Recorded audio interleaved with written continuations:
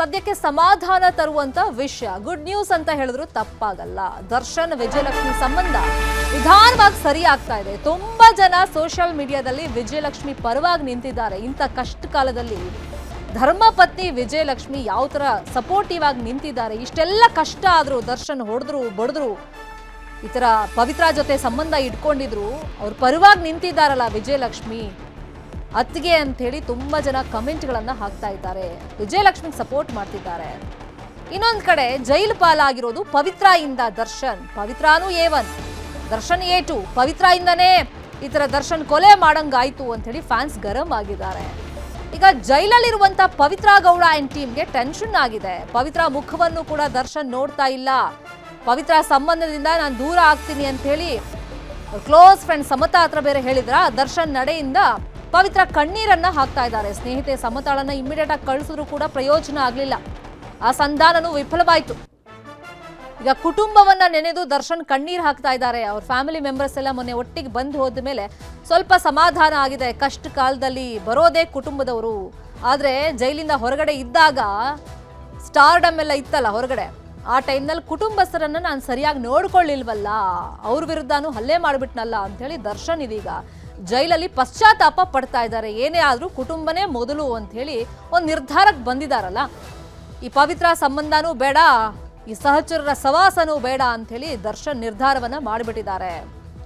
ಮೊನ್ನೆ ಇದೆಲ್ಲ ಗೊತ್ತಾದ್ಮೇಲೆ ಟೆನ್ಷನ್ಗೆ ಒಳಗಾದಂತ ಪವಿತ್ರ ಅವರು ಆಪ್ತೆ ಸಮತಾ ಅವರನ್ನ ದರ್ಶನ್ ಜೊತೆ ಸಂಧಾನ ಮಾಡು, ಏನೋ ಈ ತರ ಕೇಳಿ ಬರ್ತಾ ಇದೆ, ನನಗೆ ಟೆನ್ಷನ್ ಆಗ್ತಾ ಇದೆ, ನೀನು ಪ್ಯಾಚಪ್ ಮಾಡಬೇಕು ಅಂತ ಕಳಿಸಿದ್ರು. ಆದ್ರೆ ಸ್ಪಷ್ಟವಾಗಿ ಪವಿತ್ರ ಆಪ್ತೆ ಸಮತಾಗೂ ದರ್ಶನ್ ಇದೇ ಹೇಳಿ ಕಳಿಸಿದ್ದಾರಂತೆ. ದರ್ಶನ್ ನಡೆಯಿಂದ ಪವಿತ್ರ ಕಣ್ಣೀರನ್ನ ಹಾಕ್ತಾ ಇದ್ದಾರಂತೆ.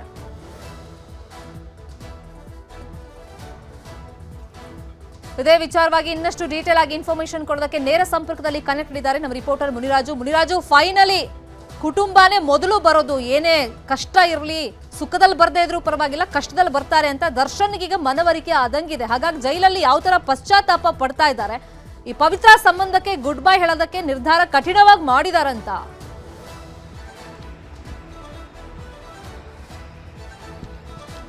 ಶರ್ಮಿತಾ, ಏನು ಜೈಲಿನಲ್ಲಿರುವಂತಹ ನಟ ದರ್ಶನ್ ಏನಿದ್ದಾರೆ, ಏನು ಇತ್ತೀಚಿನ ಒಂದು ದಿನ ಪವಿತ್ರ ಮತ್ತೆ ದರ್ಶನ್ ಇಬ್ರು ಕೂಡ ಒಂದು VC ಮುಖಾಂತರ ಹೋಗಿ ಒಂದು ಕೋರ್ಟ್ಗೆ ಹಾಜರಾಗಬೇಕಾಗಿತ್ತು. ಆ ಒಂದು ಸಂದರ್ಭದಲ್ಲಿ ಇಬ್ರು ಕೂಡ ಎದುರು ಬದ್ರಾದ್ರೂ ಕೂಡ ಒಬ್ಬರೊಬ್ರು ಮಾತನಾಡಿಲ್ಲ ಅನ್ನೋ ಒಂದು ಮಾಹಿತಿ ಈಗ ಸಿಕ್ಕಿರೋದು. ಇದರಿಂದ ದರ್ಶನ್ ಎಲ್ಲೋ ಒಂದ್ ಕಡೆ ಫ್ಯಾಮಿಲಿಗೆ ಹೆಚ್ಚು ಇಂಪಾರ್ಟೆನ್ಸ್ ಅನ್ನ ಕೊಡೋದಕ್ಕೆ ಈಗ ಮುಂದಾಗಿದ್ದಾರೆ ಅನ್ನೋ ಒಂದು ಮಾಹಿತಿ ಕೂಡ ಸಿಗ್ತಾ ಇದೆ. ಏನು ದರ್ಶನ್ ಜೈಲ್ಗೆ ಹೋದ ಬಳಿಕ ಇಡೀ ಕುಟುಂಬ ಅವರನ್ನ ಭೇಟಿಯಾಗಿತ್ತು, ಜೈಲಲ್ಲಿ ಮಾತುಕತೆ ಕೂಡ ಮಾಡಿದ್ರು. ಈ ಒಂದು ಸಂದರ್ಭದಲ್ಲಿ ದರ್ಶನ್ ಕೂಡ ಒಂದು ತನ್ನ ಕುಟುಂಬವನ್ನ ನೋಡಿ ಸಾಕಷ್ಟು ಬೇಸರಗೊಂಡಿದ್ರು. ಮತ್ತೆ ಈ ಒಂದು ಪರಿಸ್ಥಿತಿ ಬಗ್ಗೆ ಕೂಡ ಒಂದು ಪಶ್ಚಾತ್ತಾಪ ಅಂತ ಪಡುವಂತ ಪರಿಸ್ಥಿತಿ ಕೂಡ ಈಗ ಅಲ್ಲಿ ಜೈಲಿನಲ್ಲಿ ನಿರ್ಮಾಣ ಆಗಿರುವುದು. ಆ ಬಳಿಕ ಏನು ಎಲ್ಲಾ ಆರೋಪಿಗಳನ್ನ ಒಂದು VC ಮುಖಾಂತರ ಒಂದು ಕೋರ್ಟ್ಗೆ ಹಾಜರುಪಡಿಸಿದ ಸಂದರ್ಭದಲ್ಲಿ ಎಲ್ಲ 17 ಆರೋಪಿಗಳು ಒಂದೇ ಕೊಠಡಿಯಲ್ಲಿದ್ರು ಕೂಡ ದರ್ಶನ್ ಅವರು ಪವಿತ್ರ ಅವರನ್ನ ಮುಖ ಕೂಡ ನೋಡೋದಕ್ಕೆ ಹಿಂದೇಟ್ ಹಾಕಿದ್ರು. ಮತ್ತೆ ಮುಖ ನೋಡದೆ ನೇರವಾಗಿ ಅವರು ಮತ್ತೆ ತಮ್ಮ ಏನು ಕೊಠಡಿ ಇದೆ ಆ ಒಂದು ಕೊಠಡಿಗೆ ತೆರಳಿದ್ರು ಅಂತ ಹೇಳಿ ಒಂದು ಮಾಹಿತಿ ಕೂಡ ಸಿಕ್ಕಿದೆ. ನಂತರ ಈ ಒಂದು ಬೆಳವಣಿಗೆಯಿಂದ ಪವಿತ್ರ ಕೂಡ ಸ್ವಲ್ಪ ಬೇಸರಗೊಂಡಿದ್ರು. ಮತ್ತೆ ಏನು ಜೈಲಿನಲ್ಲಿ ಒಬ್ಬಂಟಿಯಾಗಿದ್ದೀನಿ ಅನ್ನೋ ಒಂದು ಫೀಲಿಂಗ್ ಕೂಡ ಆಕೆಗೆ ಈಗ ಕಂಡು ಬರ್ತಾ ಇರೋದು. ಮತ್ತೆ ಈಗಾಗಲೇ ಇದಕ್ಕೆ ಸಂಬಂಧಪಟ್ಟಂತೆ ಇತರ ಸಹ ಆರೋಪಿಗಳು ಯಾರಿದ್ದಾರೆ ಅವ್ರ ಜೊತೆ ಕೂಡ ದರ್ಶನ್ ಹೆಚ್ಚಾಗಿ ಸಂಭಾಷಣೆ ಮಾಡ್ತಾ ಇಲ್ಲ, ಮತ್ತೆ ಮಾತುಕತೆ ಮಾಡೋದು ಕೂಡ ಕಡಿಮೆ ಮಾಡಿದ್ದಾರೆ ಅನ್ನೋ ಒಂದು ಮಾಹಿತಿ ಇದೆ.